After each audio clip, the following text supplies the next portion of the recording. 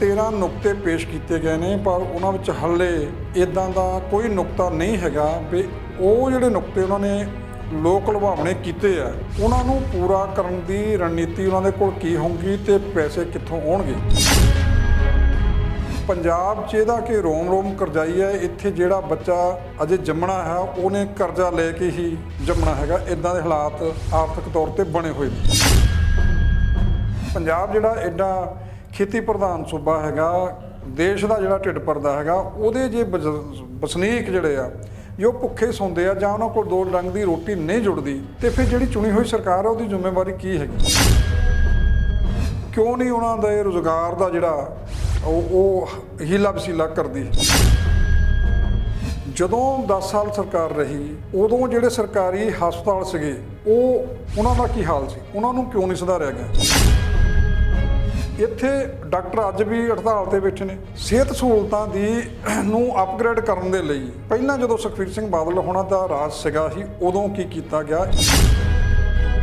ਤੁਸੀਂ ਨਾ ਤਾਂ ਸਿੱਖਿਆ ਦੇ ਉੱਤੇ ਜ਼ੋਰ ਦਿੱਤਾ, ਨਾ ਸਿਹਤ ਸਹੂਲਤਾਂ ਦੇ जोर दिता। ये कोई 64 सालों का गड़बड़ा नहीं गया है। उन्होंने कहा भी 10 लाख असी लोन देवांगे विदेशों में जाने के लिए, जिहदा स्टडी लोन हैगा। तुसीं पंजाब के नौजवानों को रोज़गार के मौके इत्थे क्यों नहीं दे रहे? सारा कुछ तो तुसीं मुफ्त देई जा रहे हैं। इनकम जिहड़ी होनी है पंजाब नूं किहड़े सोर्सां राहीं होनी है जित्थों तुसीं भर खजाने तुसीं जिहड़े वंडण दा ऐलान कर रहे हो, वो देना कित्थों? सत श्री अकाल। टीवी पंजाब देख रहे सारे दर्शकों का स्वागत। मैं हाँ मनप्रीत सिंह कालों।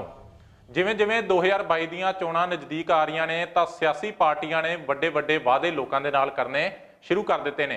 अज चंडीगढ़ दे विच श्रोमणी अकाली दल के प्रधान सुखबीर सिंह बादल होणां दे वल्लों पंजाब के लोकां दे नाल 13 वड्डे वादे किए गए ने। कहा गया कि जेकर 2022 दे विच श्रोमणी अकाली दल बसपा की सरकार हुंदी है तां पंजाब के लोकां दे नाल पहल के आधार पर 13 वड्डे वादे पूरे किए जाणगे। तां अज 13 वड्डे वादियां दे उपर चर्चा करांगे। मेरे नाल चर्चा करने के लिए सीनियर पत्रकार पाल सिंह नोली मौजूद हैगे ने। इन्हां दे कोलों डिटेल दे विच जाणांगे जिहड़े 13 ऐलान किए गए ने उन्हां दे विच की कुछ हैगा ते किस तरीके दे नाल जिहड़े दावे ते वादे जिहड़े कीते ने इह ऐलान किस तरीके दे नाल पूरे किए जाणगे। नोली साहब सब तो पहलां स्वागत टीवी पंजाब। सत श्री अकाल जी।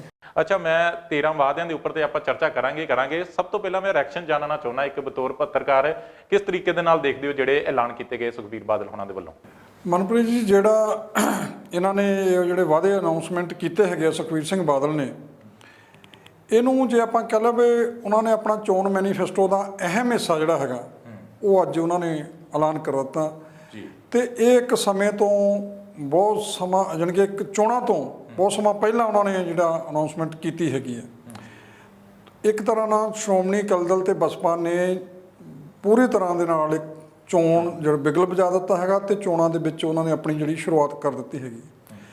पर जिद्दां दे उन्होंने 13 नुकते पेश किए गए हैं, पर उन्होंने हाले इदां दा कोई नुकता नहीं हैगा भी वो जिहड़े नुकते उन्होंने लोक लुभावने कीते आ उन्होंने पूरा करन दी रणनीति उन्होंने कोल की होगी तो पैसे कित्थों आउणगे।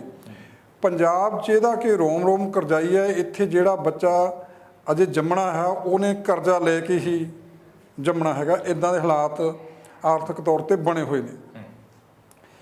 सब तो वड्डी जिहड़ी अनाउंसमेंट उन्होंने अपने तौर पर समझ के की है कि वह हैगी आ भी माई खीवी रसोई योजना।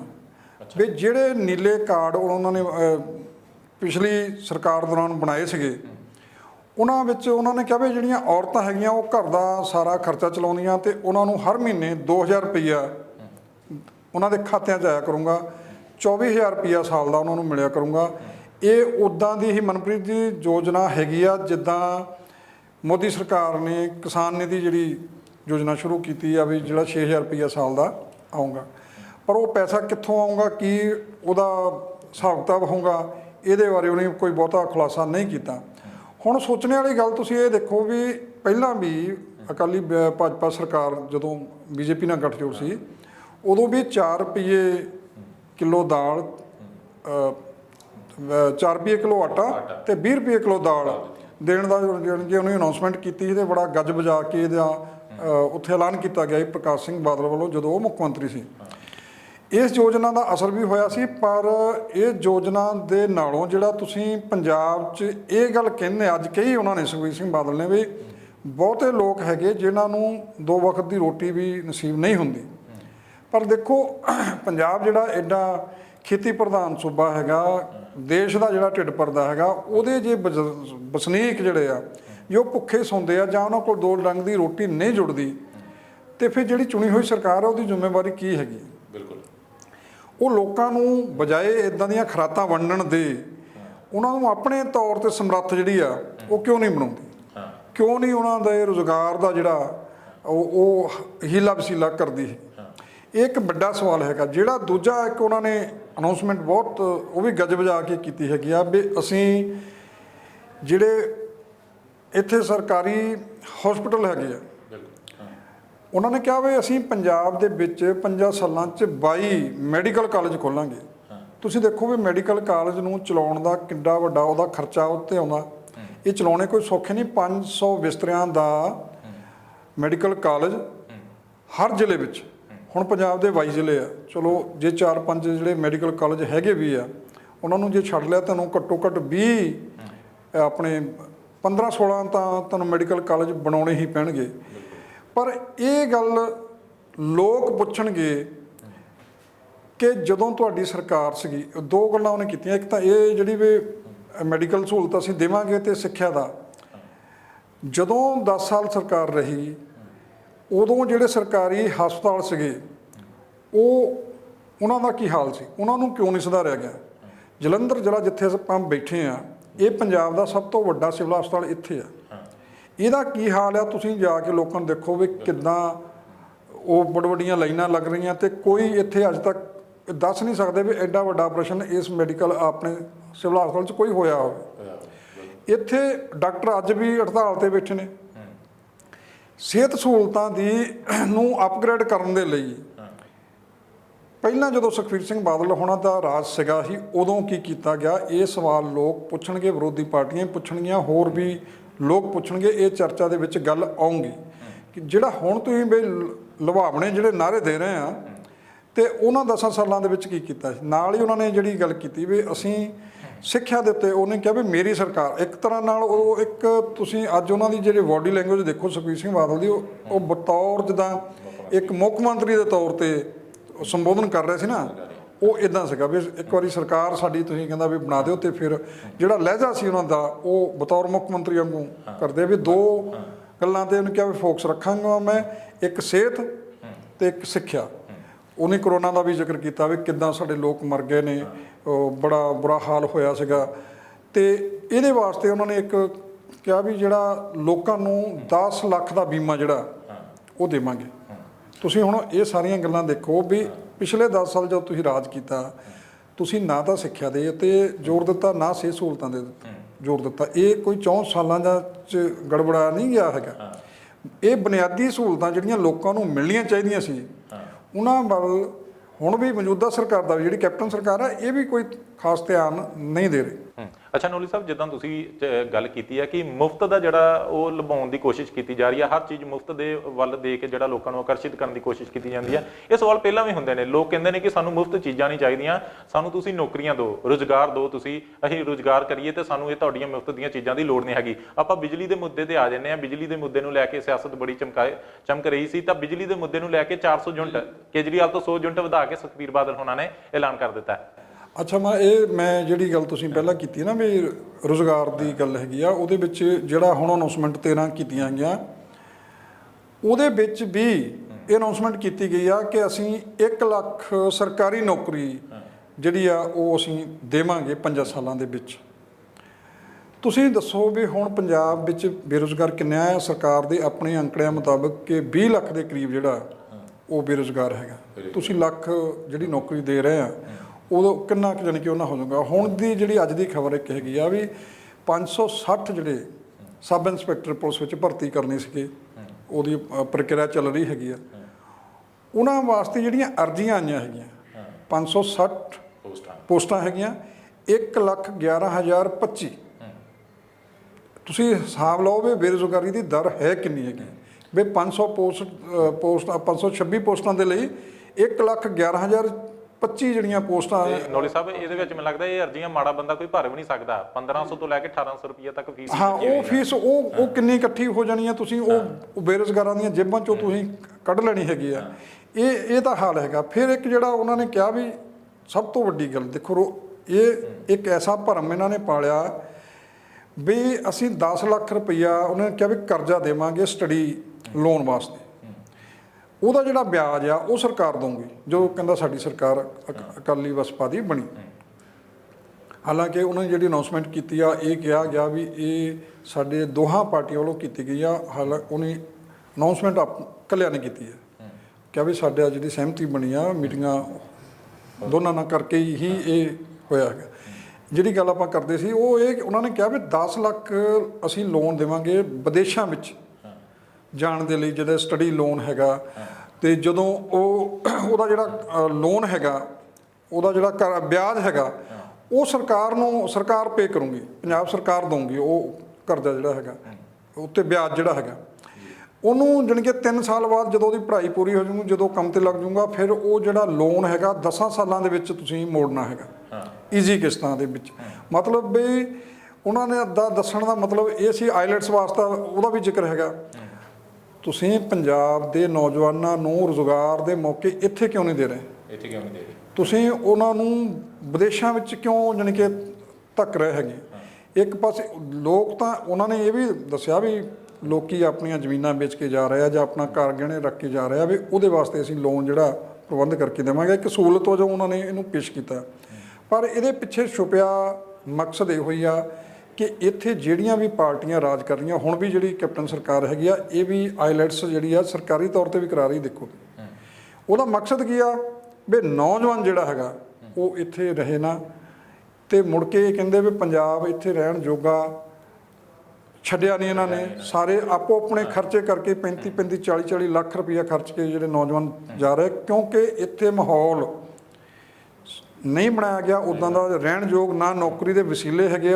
ਨੌਜਵਾਨਾਂ ਨੂੰ ਆਪਣਾ ਭਵਿੱਖ ਜਿਹੜਾ ਸੁਰੱਖਿਅਤ ਨਜ਼ਰ ਨਹੀਂ ਆਉਂਦਾ, ਤਾਂ ਉਹ ਕਰਜ਼ੇ ਲੈ ਕੇ ਜਿੱਦਾਂ ਵੀ ਉਧਾਰ ਪੈਸੇ ਚੱਕ ਕੇ ਉਹ ਵਿਦੇਸ਼ਾਂ ਨੂੰ ਉਡਾਰੀਆਂ ਮਾਰ ਰਿਹਾ। ਜਹਾਜ਼ ਜਿਹੜੇ ਭਰ ਕੇ ਜਾ ਰਿਹਾ, ਖਾਸ ਕਰਕੇ ਕੈਨੇਡਾ ਨੂੰ ਤੁਸੀਂ ਜਾ ਰਹੇ ਹੋਣੇ ਆ। ਤੇ ਇਹ ਜਿਹੜਾ ਐਲਾਨ ਕਰਨਾ, ਇਹ ਕਿੱਡਾ, ਮੈਂ ਤਾਂ ਇਹਨੂੰ ਮੰਦਭਾਗਾ ਹੀ ਕਹੂੰਗਾ। ਅੱਛਾ ਨੌਲੀ ਸਾਹਿਬ, ਮੈਂ ਇਸੇ ਨੌਕਰੀਆਂ ਵਾਲੇ ਐਲਾਨ ਦੇ ਉੱਪਰ ਇੱਕ ਸਵਾਲ ਲਵਾਂਗਾ, ਉਸ ਤੋਂ ਬਾਅਦ ਆਪਾਂ ਅਗਲੇ ਮੁੱਦੇ ਤੇ ਚੱਲਦੇ ਹਾਂ। 1 ਲੱਖ ਨੌਕਰੀਆਂ ਦਾ ਇਹਨਾਂ ਨੇ ਵਾਅਦਾ ਕਰਤਾ ਕਿ ਵਾਕਈ ਕਈ ਵਾਰੀ ਲੀਡਰਾਂ ਦੇ ਬਿਆਨ ਆਉਂਦੇ ਨੇ ਕਿ ਪੋਸੀਬਲ ਨਹੀਂ ਹੈਗਾ ਵੀ ਇੰਨੀਆਂ ਸਰਕਾਰੀ ਵਿਭਾਗ ਦੇ ਵਿੱਚ ਇੰਨੀਆਂ ਨੌਕਰੀਆਂ ਦੇਣੀਆਂ, ਪੋਸੀਬਿਲਿਟੀ ਨਹੀਂ ਹੈਗੀ। ਦੇਖੋ ਸਰਕਾਰੀ ਨੌਕਰੀਆਂ ਤਾਂ ਹੁਣ ਜਿਹੜੀਆਂ ਲਗਭਗ ਖਤਮ ਹੀ ਹੋ ਗਈਆਂ, ਨਾ ਦੀ ਬਰਾਬਰੀ ਰਹਿ ਗਿਆ ਕੰਮ ਸਾਰਾ। ਉਹਨਾਂ ਨੇ ਜਿਹੜਾ ਹੈਗਾ ਉਹ ਕੰਟਰੈਕਟ ਬੇਸ ਤੇ, ਪੇ ਕਮਿਸ਼ਨ ਨੂੰ ਲੈ ਕੇ ਚਰਚਾ ਹੋ ਰਹੀ ਹੈ, ਕੰਟਰੈਕਟ ਬੇਸ ਤੇ ਹੀ ਰੱਖ ਰਹੇ ਹੈਗੇ ਆ। ਮੁੜ ਕੇ ਫਿਰ ਉਹ ਮੁਲਾਜ਼ਮ ਜਿਹੜੇ ਰੱਖੇ ਜਾਂਦੇ, ਫਿਰ ਉਹ ਸਟ੍ਰਾਈਕਾਂ ਤੇ ਚੱਲ ਜਾਂਦੇ ਵੀ ਸਾਨੂੰ ਰੈਗੂਲਰ ਕਰੋ। ਇਹ ਕਿੰਨਾ ਕੁਛ ਹੀ ਜਾਣੀ ਕਿ ਸਾਰਾ ਕੁਛ ਸਰਕਾਰਾਂ ਦੇ ਵਿਰੁੱਧ ਜਿਹੜਾ ਉਹ ਚੱਲਦਾ ਰਹਿੰਦਾ। ਪਰ ਇੱਕ ਗੱਲ ਜਿਹੜੀ ਮੈਂ ਕਹਿਣੀ ਚਾਹਾਂਗਾ ਵੀ ਇਹਨਾਂ ਨੇ ਜਿੱਦਾਂ ਅਨਾਉਂਸਮੈਂਟ ਕੀਤੀ ਹੈ ਵੀ 10 ਲੱਖ ਅਸੀਂ ਲੋਨ ਦੇਵਾਂਗੇ ਜਿਹਦਾ ਵਿਆਜ ਸਰਕਾਰ ਦਊਗੀ, ਪਰ ਇਹ ਇੰਨਾ ਤੁਹਾਨੂੰ ਲੁਭਾਵਣਾ ਲੱਗਦਾ ਹੈਗਾ ਵੀ 10 ਲੱਖ ਮਿਲ ਹੀ ਜਾਣਾ, ਪਰ ਜਦੋਂ ਉਹਦੀਆਂ ਸ਼ਰਤਾਂ ਜਿਹੜੀਆਂ ਹੋਣੀਆਂ ਉਹ ਪੂਰੀਆਂ ਨਹੀਂ ਹੋਣੀਆਂ, ਉਹ ਇੱਦਾਂ ਦੀਆਂ ਇਹਨਾਂ ਨੇ ਸਖਤ ਬਣਾ ਦੇਣੀਆਂ ਵੀ ਉਹ ਬੰਦੇ ਲੱਗਦਾ ਵੀ ਮੈਂ ਤਾਂ ਇਹ 'ਚ ਐਲੀਜੀਬਲ ਹੀ ਨਹੀਂ ਹੈਗਾ। ਮੈਂ ਬੈਂਕ 'ਚੋਂ ਬੰਦਾ ਹੱਥ ਮਾਰਦਾ ਨਿਕਲਦਾ ਬਾਹਰ। ਫਿਰ ਹਾਂ, ਇੱਦਾਂ ਹੀ ਜਿਹੜਾ ਕਾਰਡ ਹੈਗਾ 10 ਲੱਖ ਦਾ ਬੀਮਾ ਦਾ, ਸਿਹਤ ਬੀਮਾ ਦਾ ਕਰਨਾ, ਉਹਦੀਆਂ ਤੁਹਾਡਾ ਘਰ ਜਿਹੜਾ ਆ ਉਹ ਪੱਕਾ ਨਹੀਂ ਹੋਣਾ ਚਾਹੀਦਾ, ਤੁਹਾਡੇ ਘਰ ਜਿਹੜਾ ਉਹ ਮੋਟਰਸਾਈਕਲ ਨਹੀਂ ਹੋਣਾ ਚਾਹੀਦਾ, ਤੁਹਾਡੇ ਘਰ ਫਰਿੱਜ ਨਹੀਂ ਹੋਣੀ ਚਾਹੀਦੀ। ਇੱਦਾਂ ਦੀਆਂ ਸ਼ਰਤਾਂ ਜਦੋਂ ਰੱਖ ਦੇਣਗੇ, ਉਹ ਦੱਸੋ ਕਿੰਨੇ ਕੁ ਬੰਦੇ, ਯਾਨੀ ਕਿ ਲੋਕ ਮੁਫਤ ਤੇ ਹੀ ਆਸ ਬੱਝ ਕੇ ਰਹਿਣ, ਉਹ ਦੂਜੇ ਪਾਸੇ ਤਰੱਕੀ ਨਾ ਕਰਨ। ਇਹ ਤਾਂ ਦੇਖੋ ਇਹ ਜਿਹੜੇ ਲਾਰੇ ਆ, ਇਹ ਲਾਰੇ ਇੱਕ ਤਰ੍ਹਾਂ ਨਾਲ ਲੋਕਾਂ ਨੂੰ ਧੋਖੇ 'ਚ ਰੱਖਣ ਵਾਲੇ ਹੈਗੇ ਆ। ਇਹ ਇਕੱਲਾ ਮੈਂ ਸੁਖਬੀਰ ਬਾਦਲ ਦੀ ਗੱਲ ਜਾਂ ਸ਼੍ਰੋਮਣੀ ਅਕਾਲੀ ਦਲ ਨਹੀਂ ਕਰ ਰਿਹਾ, ਇਹ ਸਾਰੀਆਂ ਹੀ ਪਾਰਟੀਆਂ ਕਰ ਰਹੀਆਂ। ਜਿਹੜੀ ਤੁਸੀਂ ਗੱਲ ਬਿਜਲੀ ਵਾਲੀ ਕੀਤੀ ਸੀ ਕਿ ਕੇਜਰੀਵਾਲ ਇੱਥੇ 300 ਕਰ ਗਿਆ ਮੁਫਤ, ਤੇ 100 ਵਧਾ ਕੇ ਇਹਨਾਂ ਨੇ ਅੱਜ ਕਰਤੀ ਜਾਣਗੇ ਵੀ ਅਸੀਂ 400 ਕਰਾਂਗੇ। ਇਹਨਾਂ ਦੇ ਰਾਜ ਵਿੱਚ ਹੀ ਸੁਖਬੀਰ ਬਾਦਲ ਦੇ ਵੱਲੋਂ ਹੀ ਜਿਹੜੀਆਂ ਨਿੱਜੀ ਕੰਪਨੀਆਂ ਹੁਣ ਲੁੱਟ ਮਚਾ ਰਹੀਆਂ ਨੇ, ਹਜੇ ਥੋੜਾ ਸਮਾਂ ਹੀ ਹੋਇਆ ਕਿ 6000 ਕਰੋੜ ਰੁਪਈਆ ਬਿਜਲੀ ਕੰਪਨੀਆਂ ਨੂੰ ਦੇਣਾ ਪਿਆ ਬਿਨਾਂ ਬਿਜਲੀ ਖਰੀਦੋਂ। ਤੁਸੀਂ ਦੱਸੋ ਵੀ 6000 ਕਰੋੜ ਰੁਪਈਆ ਕੋਈ ਛੋਟੀ ਰਕਮ ਨਹੀਂ ਹੁੰਦੀ। ਹਜੇ ਜਿਹੜਾ ਕਿਸਾਨਾਂ ਦਾ ਕਰਜ਼ਾ ਜਿਹੜਾ ਮਾਫ ਕੀਤਾ ਗਿਆ, ਕੈਪਟਨ ਸਰਕਾਰ ਨੇ ਤਾਂ ਕਿਹਾ ਸੀ ਵੀ ਅਸੀਂ ਸਾਰਾ ਕਰਜ਼ਾ ਮਾਫ ਕਰਾਂਗੇ, ਬੈਂਕਾਂ ਦਾ, ਸੁਸਾਇਟੀਆਂ ਦਾ, ਆੜ੍ਹਤੀਆਂ ਦਾ ਵੀ। ਉਹ ਵੀ ਜਿਹੜਾ ਕਰਜ਼ਾ ਆ ਉਹ 4600 ਕੁਛ ਹੈਗਾ। ਇੰਨਾ ਜਾਣੀ ਕਿ ਜਿਹੜੇ ਕਿਸਾਨ ਖੁਦਕੁਸ਼ੀਆਂ ਕਰ ਰਹੇ ਆ, ਜਿਹੜੇ ਕਿਸਾਨ ਕਰਜ਼ੇ ਦੇ ਭਾਰ ਥੱਲੇ ਦੱਬੇ ਹੋਏ ਆ, ਉਹਨਾਂ ਨੂੰ ਤਾਂ ਤੁਸੀਂ ਰਾਹਤ 4500 4600 ਕਰੋੜ ਦੀ ਦੇ ਰਹੇ ਆ, ਤੇ ਨਿੱਜੀ ਕੰਪਨੀਆਂ ਨੂੰ ਬਿਨਾਂ ਬਿਜਲੀ ਖਰੀਦਿਓ ਤੁਸੀਂ 6000 ਕਰੋੜ ਰੁਪਈਆ ਦੇ ਦਿੱਤਾ ਹੈਗਾ। ਇਹ ਇਦਾਂ ਹੀ ਉਹਨਾਂ ਨਾਲ ਜਿਹੜੇ ਸਮਝੌਤੇ ਕੀਤੇ ਆ ਸੁਖਬੀਰ ਸਿੰਘ ਬਾਦਲ ਹੋਣਾ ਦੇ ਵੇਲੇ, ਉਹ ਬੜੇ ਫਕਰ ਨਾਲ ਕਹਿੰਦੇ ਆ, ਉਹ ਕੈਪਟਨ ਨੂੰ ਵੀ ਚੈਲੰਜ ਕਰਦੇ ਆ ਵੀ ਜੇ ਸਮਝੌਤੇ ਸਾਡੇ ਗਲਤ ਆ ਤੇ ਸਾਡੇ ਤੇ ਤੁਸੀਂ ਜਾਂਚ ਕਿਉਂ ਨਹੀਂ ਕਰਾਈ ਜਾਂ ਇਹ ਰੱਦ ਕਿਉਂ ਨਹੀਂ ਕੀਤੇ।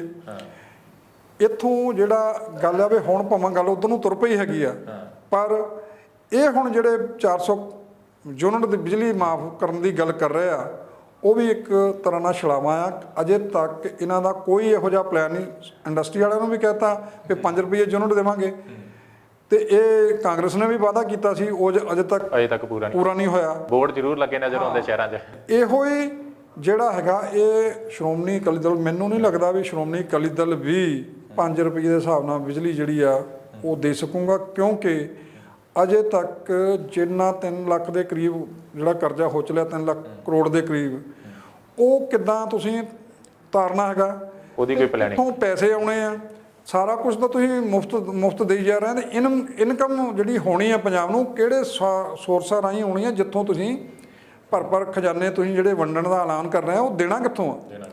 ਇਹ ਹਜੇ ਉਹਨਾਂ ਨੇ ਦੱਸਿਆ ਨਹੀਂ ਵੀ ਇਹ ਹੁਣ ਕਦੋਂ ਦੱਸਣਗੇ। ਉਹਨਾਂ ਨੇ ਇੱਕ ਕਿਹਾ ਹੈਗਾ ਵੀ ਥੋੜ੍ਹੇ ਹੋਰ ਸਮੇਂ ਬਾਅਦ ਹੋਰ ਵੀ ਅਸੀਂ ਕੁਝ ਜਿਹੜੇ ਅਹਿਮ ਐਲਾਨ ਹੈਗੇ ਆ ਉਹ ਅਸੀਂ ਕਰਾਂਗੇ, ਪਰ ਅਜੇ ਇਹ 13 ਜਿਹੜੇ ਉਹ ਲੁਭਾਵਣੇ ਹੀ ਨਾਅਰੇ ਆਏ ਆ, ਉਹ ਲੋਕਾਂ ਨੂੰ ਲੱਗਣ ਲੱਗ ਪਿਆ ਵੀ ਇਹ ਬਹੁਤ ਵਧੀਆ। ਉਹਦਾ ਪ੍ਰਚਾਰ ਵੀ ਉਸ ਹਿਸਾਬ ਨਾਲ ਸੋਸ਼ਲ ਮੀਡੀਆ ਦੇ ਉੱਤੇ ਸ਼ੁਰੂ ਹੋ ਗਿਆ ਹੈਗਾ, ਪਰ ਇਹਦਾ ਆਰਥਿਕ ਏਜੰਡਾ ਜਿਹੜਾ ਉਹ ਸੁਖਬੀਰ ਬਾਦਲ ਨੇ ਹਜੇ ਨਹੀਂ ਦੱਸਿਆ। ਅੱਛਾ, ਖੇਤੀ ਕਾਨੂੰਨਾਂ ਨੂੰ ਲੈ ਕੇ ਵੀ ਇੱਕ ਇਹਨਾਂ ਨੇ ਐਲਾਨ ਕੀਤਾ, ਕਹਿੰਦੇ ਪਹਿਲੀ ਕੈਬਨਿਟ ਦੇ ਵਿੱਚ ਅਸੀਂ ਰੱਦ ਕਰ ਦਾਂਗੇ। ਕਹਿੰਦੇ ਕੈਪਟਨ ਅਮਰਿੰਦਰ ਸਿੰਘ ਨੇ ਤਾਂ ਸਿਰਫ ਡਰਾਮਾ ਕੀਤਾ। ਕੀ ਲੱਗਦਾ ਕਿ ਵਾਕਈ ਇਹਨਾਂ ਕੋਲ ਪਾਵਰ ਹੈ, ਇਹ ਕੈਬਨਿਟ ਦੇ ਵਿੱਚ ਰੱਦ ਕਰ ਦੇਣਗੇ? ਨਹੀਂ, ਉਹ ਜਿਹੜੇ ਪੰਜਾਬ ਸਰਕਾਰ ਨੇ ਕਾਨੂੰਨ ਬਣਾਏ ਸੀਗੇ, ਉਹ ਉਹਨਾਂ ਦੀ ਗੱਲ ਕਰਦੇ ਹੈਗੇ। ਉਹਨਾਂ ਨੇ ਕਿਹਾ ਵੀ ਜਿਹੜੇ ਇਹ ਸੋਧ ਬਿੱਲ ਜਿਹੜੇ ਹੁਣ ਵੀ ਉਹਨੇ ਸੋਧ ਹੀ ਕੀਤੀ, ਉਹਦੇ ਵਿੱਚ ਉਹਨਾਂ ਨੂੰ ਰੱਦ ਨਹੀਂ ਕੀਤਾ, ਜਿਹਦੇ ਵਿੱਚ ਕਿਸਾਨਾਂ ਨੂੰ ਜੇਲ੍ਹ ਜਾਣ ਦੀ ਵੀ ਗੱਲ ਕੀਤੀ ਗਈ ਹੈਗੀ ਆ, ਉਹ ਇਹ ਰੱਦ ਕਰਨ ਦੀ ਗੱਲ ਕਰਦੇ ਹੈਗੇ ਆ।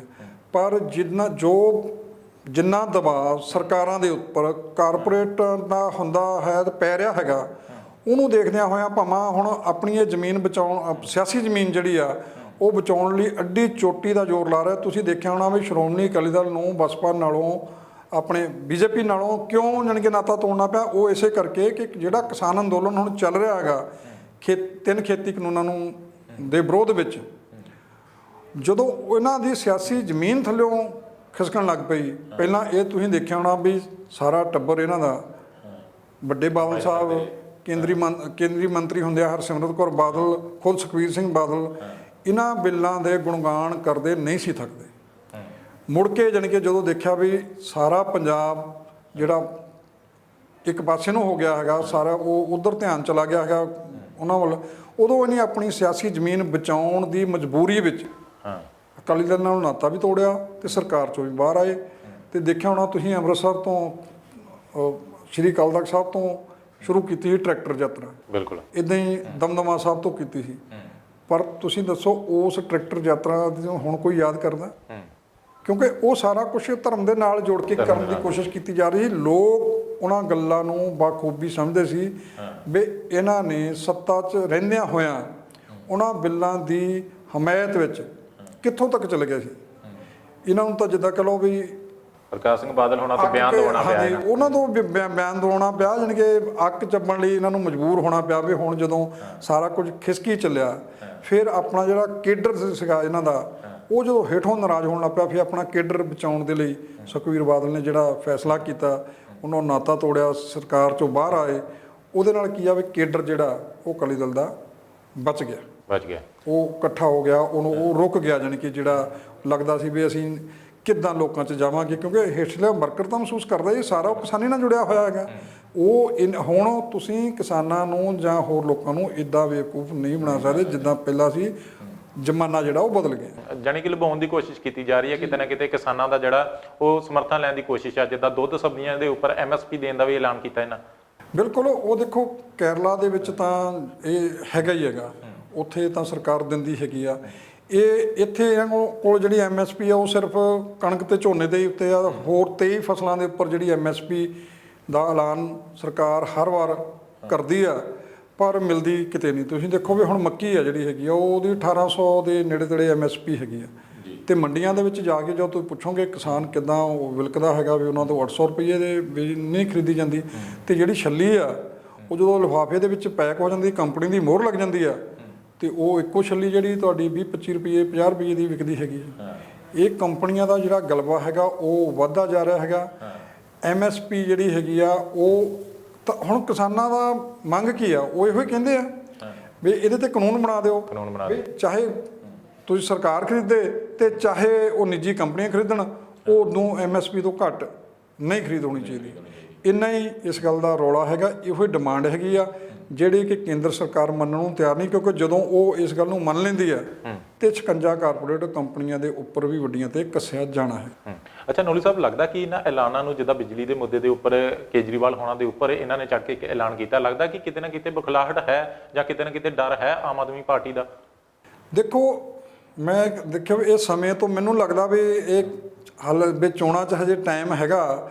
ਆਮ ਤੌਰ ਤੇ ਜਿਹੜੇ ਚੋਣ ਮੈਨੀਫੈਸਟੋ ਆ ਜਾਂ ਹੋਰ ਵਾਅਦੇ ਹੈਗੇ ਇੱਦਾਂ ਦੇ, ਉਹ ਬਿਲਕੁਲ ਨੇੜੇ ਜਾ ਕੇ ਕੀਤੇ ਜਾਂਦੇ ਕਰਦੀਆਂ ਹੁੰਦੀਆਂ ਪਾਰਟੀਆਂ। ਪਰ ਪੰਜਾਬ ਦੇ ਵਿੱਚ ਤੁਸੀਂ ਦੇਖੋ ਵੀ ਕੇਜਰੀਵਾਲ ਵੀ ਕਾਫੀ ਉਦੋਂ ਬਿਜਲੀ ਦੇ ਉੱਤੇ ਮੁੱਦੇ ਦੇ ਉੱਤੇ ਉਹ ਅਨਾਉਂਸਮੈਂਟ ਕਰ ਗਿਆ ਸੀ ਵੀ 300 ਯੂਨਿਟ ਜਿਹੜਾ ਅਸੀਂ ਮੁਫਤ ਦੇਵਾਂਗੇ ਤੇ 24 ਘੰਟੇ ਜਿਹੜੀ ਬਿਜਲੀ ਆ ਉਹ ਦੇਵਾਂਗੇ। ਹਾਲਾਂਕਿ ਦਿੱਲੀ ਦੇ ਵਿੱਚ ਜਿਹੜੀ ਬਿਜਲੀ ਆ ਉਹ ਪੰਜਾਬ ਨਾਲੋਂ ਮਹਿੰਗੀ ਹੈਗੀ ਆ, ਉਹ ਕੰਪਨੀਆਂ ਦੇ ਕੋਲ ਖਰੀਦਦੇ ਹੈਗੇ ਆ। ਪਰ ਤੁਸੀਂ ਦੇਖਿਆ ਹੋਣਾ ਵੀ ਜਦੋਂ ਉਹਨਾਂ ਨੂੰ ਕਿਹਾ ਵੀ ਜੇ 301 ਰੁਪਈਆ ਆਉਂਦਾ ਤੇ ਉਹਨੇ ਕਿਹਾ ਵੀ 301 ਦਾ ਫਿਰ ਲੱਗੂਗੇ ਪੈਸੇ। ਅੱਛਾ, ਇੱਥੇ ਨੌਲੀ ਸਾਹਿਬ ਇੱਕ ਸਵਾਲ ਹੋਰ ਬਣਦਾ, ਜਿੱਦਾਂ ਕੇਜਰੀਵਾਲ ਹੋਣਾ ਨੂੰ ਅਕਾਲੀ ਦਲ ਨੇ ਵੀ ਬਹੁਤ ਟਾਰਗੇਟ ਤੇ ਲਿਆ ਕਿ ਜੇਕਰ 301 ਹੁੰਦਾ ਤਾਂ ਇਹ ਇੱਕ ਡਰਾਮਾ ਹੈ। ਹੁਣ ਜਿਹੜਾ ਸੁਖਬੀਰ ਬਾਦਲ ਹੋਣਾ ਨੇ ਕੀਤਾ, ਜੇ 401 ਹੁੰਦਾ ਤਾਂ ਫੇਰ ਦੇਖੋ ਇਹ ਮੈਂ ਇਹ ਸਮਝਦਾ ਵੀ 400 ਵਾਲਾ ਵੀ ਜਿਹੜਾ ਇਹ ਲੋਕ ਬਿਜਲੀ ਸਸਤੀ ਹੋਣੀ ਚਾਹੀਦੀ ਆ, ਇਹਦੇ ਲਈ ਤੁਹਾਡੇ ਕੋਲ ਬਕਾਇਦਾ ਪ੍ਰੋਗਰਾਮ ਹੋਣਾ ਚਾਹੀਦਾ ਵੀ ਤੁਸੀਂ ਉਹਨੂੰ ਕਿੱਦਾਂ ਕਰਨਾ ਹੈਗਾ। ਤੁਸੀਂ ਦੇਖੋ ਵੀ ਜੇ ਤੁਸੀਂ ਕੋਈ ਚੀਜ਼ ਖਰੀਦਦੇ ਹੀ ਨਹੀਂ ਹੈਗੇ, ਜਿਹੜਾ ਇਹਨਾਂ ਨੇ ਬਿਜਲੀ ਸਮਝੌਤੇ ਕੀਤੇ ਆ ਉਹਦੇ ਵਿੱਚ ਸਭ ਤੋਂ ਵੱਡੀ ਜਿਹੜੀ ਨੁਕਸ ਹੈਗਾ ਉਹ ਇਹੋ ਹੀ ਆ ਵੀ ਜਦੋਂ ਇੱਥੇ ਪੀਕ ਟਾਈਮ ਹੁੰਦਾ, ਜਦੋਂ 13-14 ਹਜ਼ਾਰ ਜਿਹੜਾ ਮੈਗਾਵਾਟ ਬਿਜਲੀ ਦੀ ਲੋਡ ਪੈਂਦੀ ਹੈ, ਉਹ ਹੁਣ ਸਾਰਾ ਸਾਲ ਤਾਂ ਪੈਂਦੀ ਨਹੀਂ, ਉਹ ਸਿਆਲਾਂ ਵਿੱਚ ਤਾਂ ਘੱਟ ਹੁੰਦੀ ਆ, ਜਾਣੀ ਕਿ ਘਟ ਜਾਂਦੀ ਹੈ। ਇਹਨਾਂ ਨੇ ਇੰਨੀ ਪ੍ਰੋਡਕਸ਼ਨ ਦੀ ਲੋੜ ਪੈਂਦੀ ਆ, ਉਹਦੇ ਹਿਸਾਬ ਨਾਲ ਹੀ ਅਸੀਂ ਤੁਹਾਡੇ ਤੋਂ ਪੈਸੇ ਵਸੂਲਾਂਗੇ।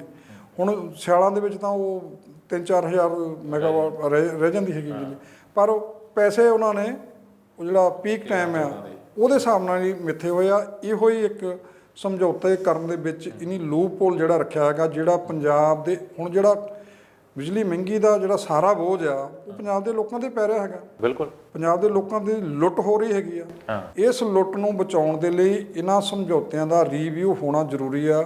ਤੁਸੀਂ ਦੇਖੋ ਵੀ 2016 'ਚ ਜਦੋਂ ਸੁਨੀਲ ਜਾਖੜ ਜੀ ਪੰਜਾਬ ਕਾਂਗਰਸ ਦੇ ਪ੍ਰਧਾਨ ਸੀ, ਉਹਨਾਂ ਨੇ ਸਤੰਬਰ 2016 ਦੇ ਵਿੱਚ ਜਲੰਧਰ ਵਿੱਚ ਹੀ ਪ੍ਰੈਸ ਕਾਨਫਰੰਸ ਕੀਤੀ ਸੀ। ਉਹਨੇ ਕਿਹਾ ਵੀ 1000 ਕਰੋੜ ਦਾ ਜਾਣੀ ਕਿ ਇਹਦੇ ਵਿੱਚ ਘਪਲਾ ਹੈਗਾ।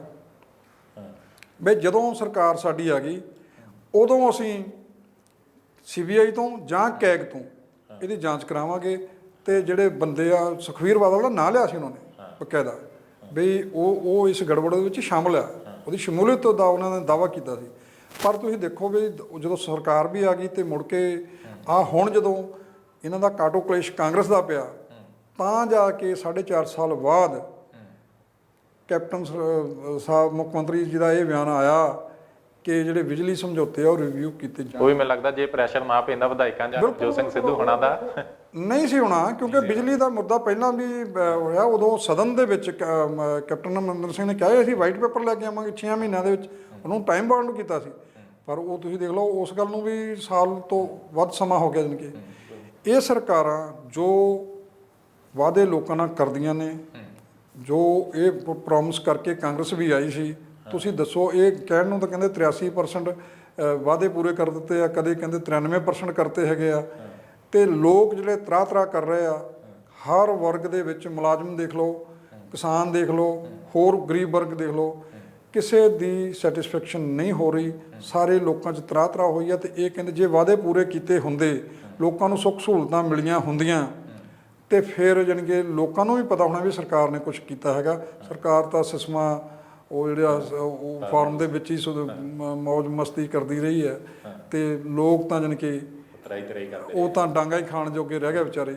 ਇਸ ਕਰਕੇ ਇਹ ਜਿਹੜੇ ਵਾਅਦੇ ਕੀਤੇ ਜਾਂਦੇ ਆ ਇਹ ਲੋਕਾਂ ਨੂੰ ਬਿਲਕੁਲ ਨਿਭਾਉਣ ਲਈ ਕੀਤੇ ਜਾਂਦੇ ਆ ਤੇ ਲੋਕਾਂ ਨਾਲ ਇੱਕ ਤਰ੍ਹਾਂ ਨਾਲ ਲੋਕਾਂ ਨੂੰ ਵੋਟ ਬੈਂਕ ਹੀ ਸਮਝਿਆ ਜਾ ਰਿਹਾ। ਉਹਨਾਂ ਨੂੰ ਉਹਨਾਂ ਦੇ ਮੋਹਰੇ ਕੋਈ ਏਜੰਡਾ ਨਹੀਂ, ਪੰਜਾਬ ਦਾ ਏਜੰਡਾ ਨਹੀਂ ਰੱਖਿਆ ਜਾ ਰਿਹਾ। ਉਹਨਾਂ ਦੇ ਅੱਗੇ ਮਿਸ਼ਨ 2022 ਰੱਖਿਆ ਜਾ ਰਿਹਾ। ਬਸ ਵੀ ਤੁਸੀਂ ਵੋਟਾਂ ਬਾਰੇ ਹੀ ਸੋਚਣਾ ਤੇ ਜਿਤਾਉਣ ਬਾਰੇ ਸੋਚਣਾ ਤੇ ਕਿਹੜੀ ਪਾਰਟੀ ਤੁਹਾਨੂੰ ਕਿੰਨੀਆਂ ਹੁਣ ਰਹਿਤਾਂ ਦੇ ਰਹੀ ਉਹਦੇ ਬਾਰੇ ਸੋਚਣਾ। ਕਾਂਗਰਸ ਨੇ ਤਾਂ ਇਹ ਵੀ ਕਿਹਾ ਸੀ ਵੀ ਅਸੀਂ ਜਦੋਂ ਇਹ ਆਟਾ ਦਾਲ ਸਕੀਮ ਦਿੰਦੇ ਅਸੀਂ ਤੁਹਾਨੂੰ ਚਾਹ ਪੱਤੀ ਖੰਡ ਤੇ ਘਿਓ ਵੀ ਦੇਵਾਂਗੇ। ਤੁਸੀਂ ਦੱਸੋ ਵੀ ਇਹ ਕਿਹਨੂੰ ਮਿਲਿਆ ਤੇ ਕੀ ਕੀਤਾ। ਅੱਛਾ ਨੋਲੀ ਸਾਹਿਬ, ਪ੍ਰੋਗਰਾਮ ਵਾਈਂਡ ਅਪ ਕਰਦੇ ਆ। ਆਖਰੀ ਦੇ ਵਿੱਚ ਸਵਾਲ ਮੈਂ ਲਵਾਂਗਾ, ਸੁਖਬੀਰ ਸਿੰਘ ਬਾਦਲ ਹੋਣਾ ਦੀ ਰਣਨੀਤੀ ਕੀ ਨਜ਼ਰ ਆਉਂਦੀ ਹੈ? ਮੈਨੂੰ ਲੱਗਦਾ ਕਿ ਸਭ ਤੋਂ, ਜੇ ਪੰਜਾਬ ਦੇ ਸਿਆਸੀ ਪਾਰਟੀਆਂ ਦੇ ਨਜ਼ਰ ਮਾਰੀਏ, ਸਭ ਤੋਂ ਫਾਰਵਰਡ ਸੁਖਬੀਰ ਸਿੰਘ ਬਾਦਲ ਚੱਲਦੇ ਪਏ ਨੇ। ਨਾ ਤਾਂ ਇਹਨੇ ਐਲਾਨ ਕਿਸੇ ਨੇ ਕੀਤੇ ਨੇ, ਨਾ ਹੀ ਇਹਨੇ ਉਮੀਦਵਾਰਾਂ ਦੇ ਹੀ ਐਲਾਨ ਕੀਤੇ ਕਿਸੇ ਨੇ ਕੀਤੇ ਨੇ। ਦੇਖੋ, ਇੱਕ ਤਾਂ ਜਿਹੜੀ ਇਹਨਾਂ ਦੀ ਪਾਰਟੀ ਹੈਗੀ ਆ ਉਹਦੇ ਵਿੱਚੋਂ ਵੱਡਾ ਹਿੱਸਾ ਜਿਹੜੇ ਸੀਨੀਅਰ ਲੀਡਰ ਹੈਗੇ ਆ ਉਹ ਬਾਹਰ ਨਿਕਲ ਗਏ ਜਾਂ ਬਾਹਰ ਕੱਢ ਦਿੱਤੇ ਗਏ ਤੇ ਸ਼੍ਰੋਮਣੀ ਅਕਾਲੀ ਦਲ ਦੇ ਉੱਪਰ ਹੁਣ ਪੂਰੀ ਤਰ੍ਹਾਂ ਜਿਹੜਾ ਉਹ ਕਬਜ਼ਾ ਹੁਣ ਸੁਖਬੀਰ ਸਿੰਘ ਬਾਦਲ ਦੀ ਕਮਾਂਡ ਜਿੱਦਾਂ ਕਹਿ ਲਓ ਵੀ ਉਹਨਾਂ ਦੀ ਹੀ ਰਹਿ ਗਈ ਆ। ਵੱਡੇ ਬਾਦਲ ਸਾਹਿਬ ਸਰਪ੍ਰਸਤੀ ਕਹਿੰਦੇ ਮੀਟਿੰਗਾਂ ਦਾ ਦੌਰ ਵੱਡੇ ਬਾਦਲ ਸਾਹਿਬ ਉਹਨਾਂ ਨੇ ਵੀ ਕਰਤਾ, ਕਿਤੇ ਤਿਆਰੀ ਤਾਂ ਨਹੀਂ ਉਹਨਾਂ ਦੀ ਵੀ? ਨਹੀਂ, ਅਜੇ ਕੋਈ ਲੱਗ ਨਹੀਂ ਰਿਹਾ ਨਾ। ਅਜੇ ਤਾਂ ਇਹ ਇਦਾਂ ਦੀ ਚਰਚਾ ਚੱਲ ਰਹੀ ਆ ਵੀ ਸੁਖਬੀਰ ਬਾਦਲ 2 ਥਾਵਾਂ ਤੋਂ ਚੋਣ ਲੜਨਗੇ, ਇੱਕ ਲੰਬੀ ਤੋਂ ਤੇ ਇੱਕ ਜਲਾਲਾਬਾਦ ਤੋਂ। ਤੇ ਉਹਦਾ ਮਕਸਦ ਤੁਸੀਂ ਦੇਖੋ ਵੀ 2 ਤੇ ਲੜਨ ਦਾ ਜਿਹੜਾ ਹੁੰਦਾ ਵੀ ਇੱਕ ਤਾਂ ਉਹ ਆਪਣੀ ਉਹ ਵੀ ਸਾਹਮਣਾ ਚਾਹੁੰਦੇ ਜਿਹੜੀ ਵੱਡੇ ਬਾਦਲ ਸਾਹਿਬ ਦੀ। ਇਹ ਵੀ ਹੈਗਾ ਵੀ ਉਹਨਾਂ ਨੂੰ ਇੱਕ ਜੇਤੂ ਦੇ ਤੌਰ ਤੇ ਹੀ ਉਹ ਸਿਆਸਤ ਤੋਂ ਜਿੱਦਾਂ ਅਲਵਿਦਾ ਜਾਂ ਉਹਨਾਂ ਦੀ ਸੇਵਾ ਮੁਕਤੀ ਚਾਹੁਣਗੇ ਵੀ ਵਿਧਾਇਕ ਹੁੰਦਿਆਂ ਹੀ ਜਾਣੀ ਕਿ ਉਹ ਸਿਆਸਤ ਨੂੰ ਅਲਵਿਦਾ ਕਹਿਣ।